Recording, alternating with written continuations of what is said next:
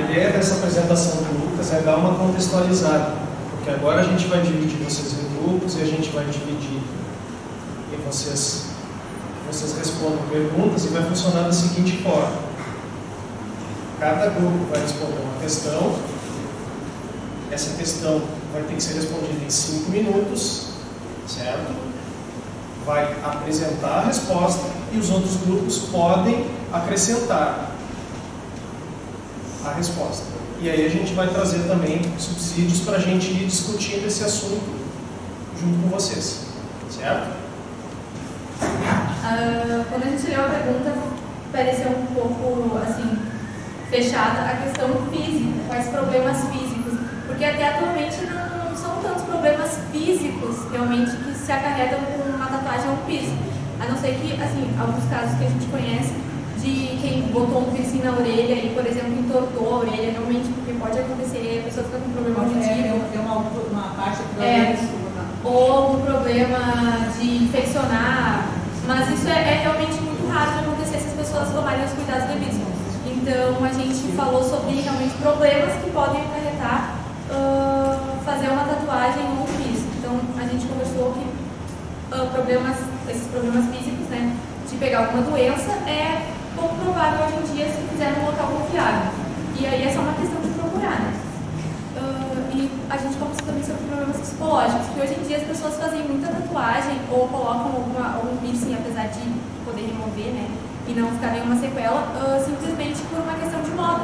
Então a gente vê muito, por exemplo, assim, no Facebook, muita tatuagem de infinito, muita coisa de bonequinho, não sei o quê, e as pessoas acabam fazendo muito isso só por moda e às vezes não pensam se depois elas vão querer realmente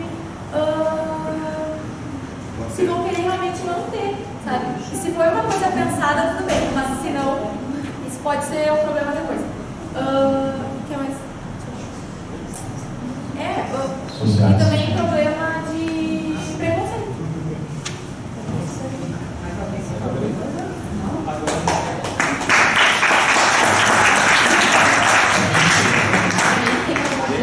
Assim, só antes de vocês, é importante, as meninas aqui que vão na manicure, como é que vocês selecionam o salão? Na verdade, o salão que eu vou, eles têm aquelas maquininhas, eu acho que é autoclave, alguma coisa assim, e aí ela coloca o material lá para esterilizar. Atornos, tatuagem, é importante que o espaço também tenha esterilização, porque são processos invasivos, né, gente?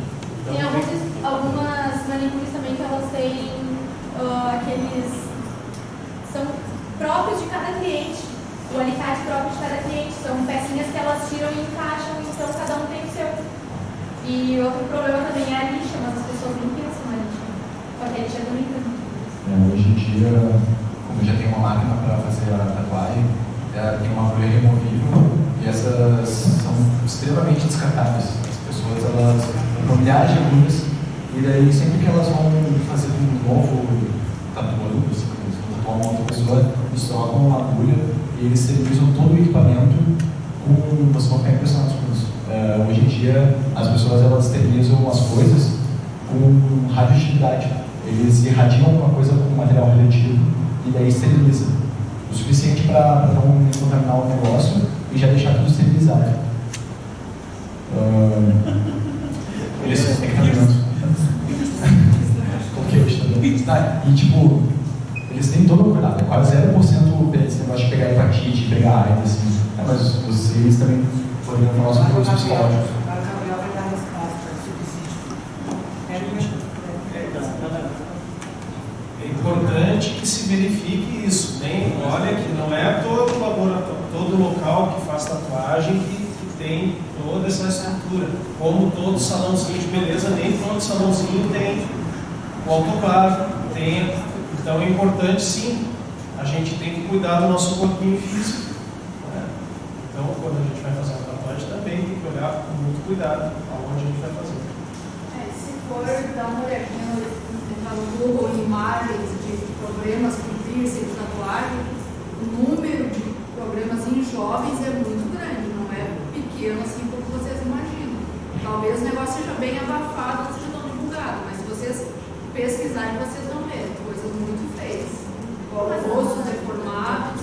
Mas se for levar em conta a quantidade de tatuagens que se faz hoje em dia e a relação com problemas físicos que elas causam agora é muito menor do que era um tempo atrás.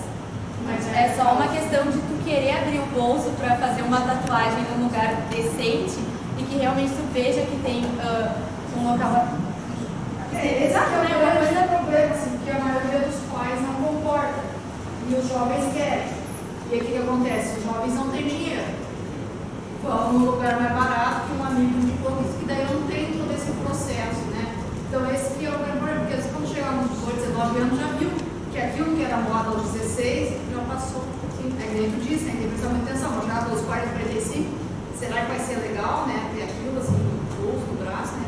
Por isso que é muito legal pensar bem antes de tomar qualquer decisão. Marcar o teu corpo para arriscar a tua vida para tu querer expor alguma coisa, um amor a uma mãe, um amor a um irmão, ou um amor a um símbolo. Pois é, eles discutiram exatamente isso. Eles não falaram, mas eles discutiram também sobre. Foi ela ali, quer falar? Fala aí.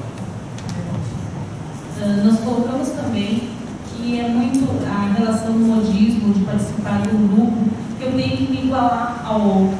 E tem que ter muito cuidado. Eu não preciso ser igual ao outro para ser amigo, para fazer parte do grupo. Eu tenho que ver o que é importante para mim. Eu tenho que valorizar o que eu quero. Se realmente eu quero, por que eu quero? Não preciso ser igual ao outro. Eu posso ser diferente e posso fazer parte do grupo também. A nossa pergunta é a seguinte: como as pessoas lidam atualmente com o culto ao corpo físico e adereços corporais, tatuagens e piercings? O grupo discutiu aqui e a gente chegou à conclusão que já foi muito pior o preconceito em relação a piercing e tatuagem.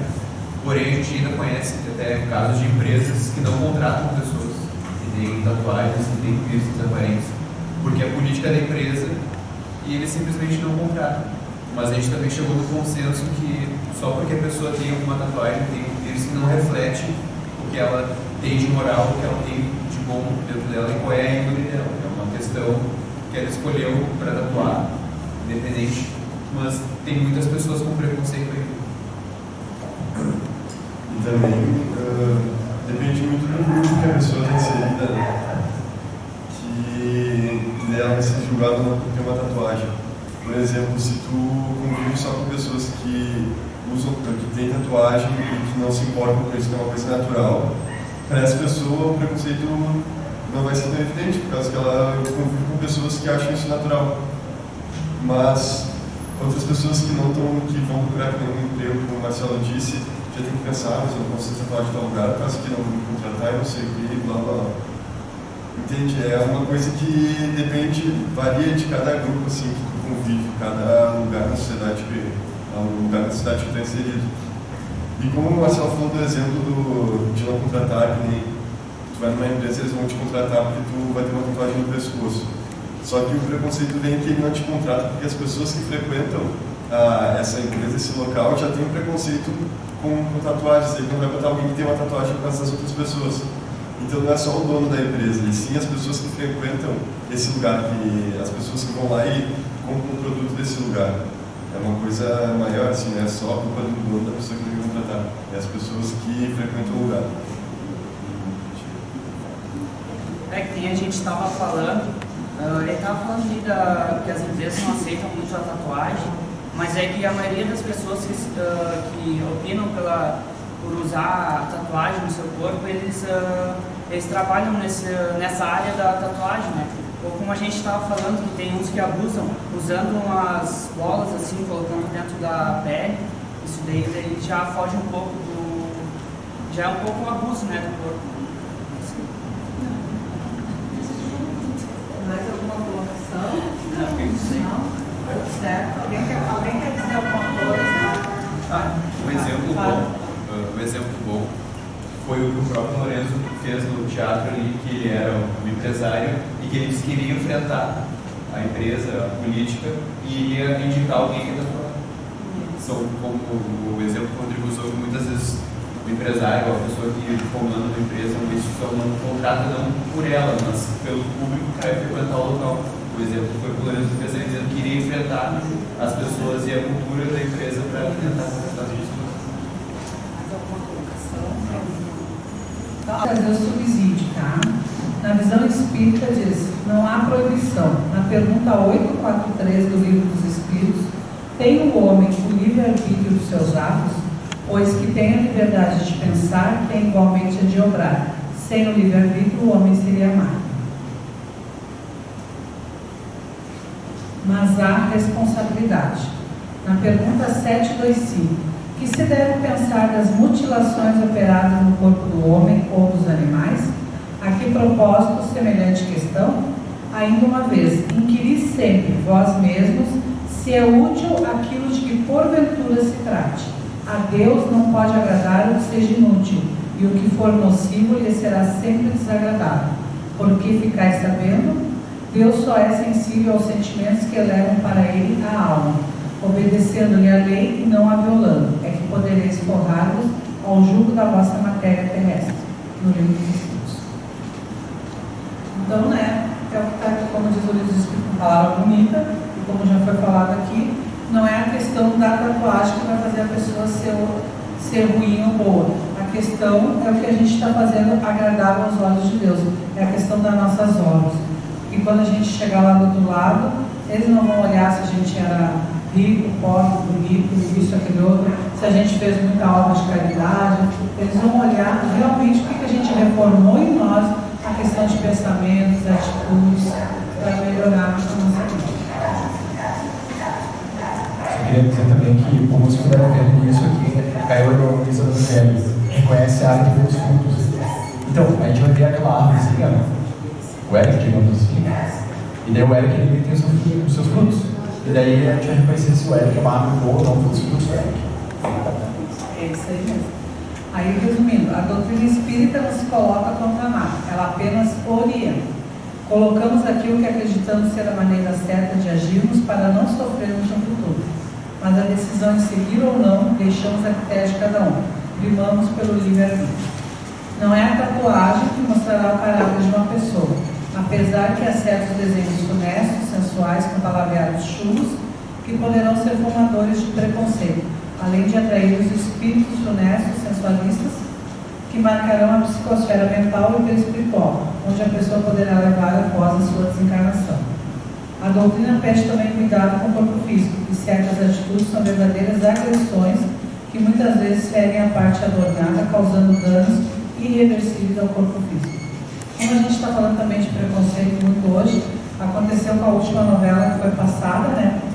A questão do homossexualismo, que os dois homens se beijaram e que fez muito sucesso nas redes sociais e que aquilo causou menos agressão, como diz aqui, a questão agressiva, do que mostrar aquela cena em que a mulher quer matar o amante, deixa o cara lá sangrando, ou mostrar cenas como eles gostam de mostrar de muita violência. Isso aí choca as pessoas e incentiva que quando tiver uma briga de trânsito, tiver uma briga de vizinhos, tem que dar uma agressão muito forte, tem que dar morte. Então, na verdade, a gente tem que procurar isso. As atitudes da gente mudar ao longo da nossa jornada também. Alguém quer acrescentar alguma coisa? Vamos para 13, então? A 13 acho que complementa. Grupo 13, por favor. A tatuagem ou piercing marca o nosso corpo espiritual. Uma das primeiras questões que o grupo colocou foi em questão do significado da palavra marcar. Porque em realidade a gente considera o grupo que todas as relações que se passam com o nosso corpo físico, sim, eles vão dar procedência no corpo espiritual. Por exemplo, um espírito que se suicide, um tiro, ele vai ter essas vibrações no seu perispírito em relação à formação dessa imagem, em relação da formação dessa situação após o seu desencarne. Nesse sentido, a gente também trouxe a ideia de que muitas vezes no livro dos médiuns é colocado cenas de espíritos que foram mortos na guilhotina e que nas reuniões mediúnicas com Kardec se apresentam aos médiuns com a sua cabeça ao lado do seu corpo. E aí a gente percebe a garganta, quem nunca observou isso lá no livro dos Médios tem. No livro O Céu e o Inferno, na segunda parte, existem exemplos, e num deles existem situações a respeito de mortes violentas, em que sim, uma morte não somente drástica, mas significativa, pode causar repercussão do corpo para o perispírito. O grupo resolveu então colocar a palavra depende. Depende do grau de apego que o espírito tem com a matéria e da intenção que o levou a realizar tais atos com o seu corpo físico. Para nós fica claro que a fixação mental da pessoa no momento do ato, se eu vou, quando eu desencarno, se por algum acaso eu sou careca, quando eu desperto eu estou careca. Então quando eu despertar eu tenho minha tatuagem. No primeiro momento o meu espírito vai estar marcado com tudo aquilo que eu fiz. Depois, conforme a minha evolução, conforme eu for me recuperando, isso vai se modificando. Mas no primeiro momento nós levamos todas as marcas daqui, de roupas, de cabelo, de olhares, de cor de pele. Somente depois, com a percepção, com o nosso grau de evolução, nós vamos modificando e tornando a forma que a gente acha mais adequada. Alguém quer acrescentar, gente, alguma complementação, alguma dúvida?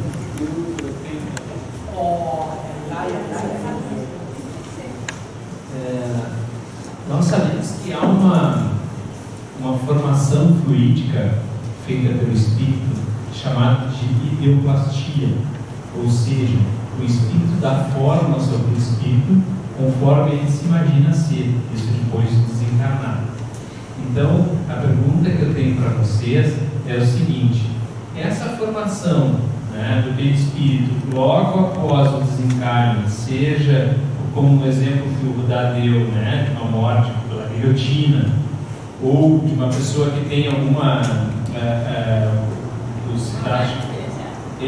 careca, ou enfim, cabelo branco, se isso é uma marca no perispírito, ou se isso é uma formação fluídica feita pelo espírito pela sua vivência ainda de encarnado, né?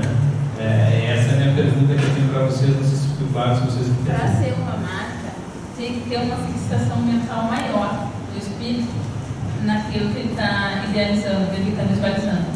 Eu tive no caso de dizer assim, vai marcar o teu espírito.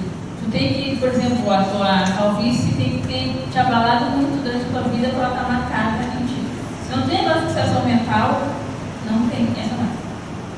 E tem até relação a respeito do nível de identidade com a matéria, né?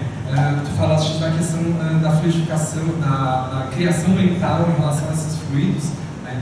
Em relação ao peso, ao significado que tem e daquilo que ele é como ser espiritual, como ele se vê como ser espiritual. No caso do desencarne pelo suicídio, eu acabei comentando a respeito disso, né? Aquela imagem é frequente exatamente pela proximidade que tem com o seu corpo físico no instante daquela experiência. Eu até trouxe uma reflexão que eu estava sentado escutando os outros grupos, que é a seguinte: o que é basicamente a tatuagem? Ela é um processo de inserção de matéria no corpo físico, matéria da forma líquida fixadora no tecido epitelial. Ou seja, você fixa uma matéria que não faz parte do seu corpo no tecido epitelial. É bem isso que acontece. É isso que tecnicamente é isso. O que é o piercing? Tecnicamente é uma matéria do nível elementar metal que você fixa ali, faz um buraco. Só que aí eu pergunto, não existirão matérias internas que nós criamos como tatuagens? A gordura, quando em excesso, não se tornará matéria no organismo, em alguns órgãos? A Coca-Cola em excesso não é uma matéria que fixa o costume? Então, um metal ou uma tatuagem, ela fixa e adere. A gordura não vai aderir? Não vai a alimentação provocar também tatuagens materiais internas, no sentido de, o que é o raio-x? Se não a percepção da tatuagem do fumo. O que é o processo de câncer? Se não a percepção, depois no raio-x ou de alguns tratamentos e alguns testes de sangue, se não a percepção da tatuagem de excessos psicológicos, como raiva, como, enfim, ódio, que também são resultados. Então, as tatuagens que a gente propõe, né, não é tão somente aquelas que estão fixadas no corpo físico, mas também aquelas que são derivadas dentro do corpo físico. A gente acha que o corpo físico é tudo isso daqui. Sim, mas existe um mundo, um reino dentro de nós, Né? O corpo físico não se fixa só no nosso tecido epitelial, né? Existem outros reinos dentro de nós e que poderiam estar contaminados ou não por tatuagens mais nocivas, derivadas não de questão de moda, como disse a Alana, como disse a namorada do Lucas, como disse a Ana, por questões culturais e de moda. Mas a princípio a nossa colocação é assim: depende do grau de apego em relação à matéria. Se o espírito não for evoluído e for muito vinculado à matéria, sim, é um processo total de reflexo do seu pensamento, da sua vontade, do seu sentimento nos fluidos ao redor. Ele não perceberá. Nós, algum médium vidente que tenha baixo nível também, não tenha uma alta desenvoltura espiritual, observará o espírito suicidado, né? Observará o guilhotinado. Mas em relação à sua essência, é um espírito sofrendo por questões ainda de apego, quando já não está mais ligado à matéria. Eu acho essa pergunta não foi isso. Deu uma palestra quase. Satisfeito, O Fábio sempre fez. mais ou menos. Olha lá, toda queda moral nos seres responsáveis, toda queda moral nos seres responsáveis opera certa lesão no hemisfério psicossomático ou perispírito, a refletir-se em desarmonia no hemisfério somático ou veículo carnal, provocando determinada causa de sofrimento. Queda moral. Queda moral. Até que ponto a confecção de uma tatuagem é uma queda moral? Até que ponto ela não pode provocar na tua existência pressões sociais, culturais que possam mais tarde te fazer criar essa queda moral? Até que ponto ela pode se marcar no nosso corpo? Como interpretamos a existência? Corpo espiritual, né, gente? Pelo espírito. Vamos esclarecer, né? Como interpretaremos a existência de roupas, calçados e peças protéticas nas entidades desencarnadas, se tais petrechos são inanimados, não sendo dirigidos de modo direto pela mente?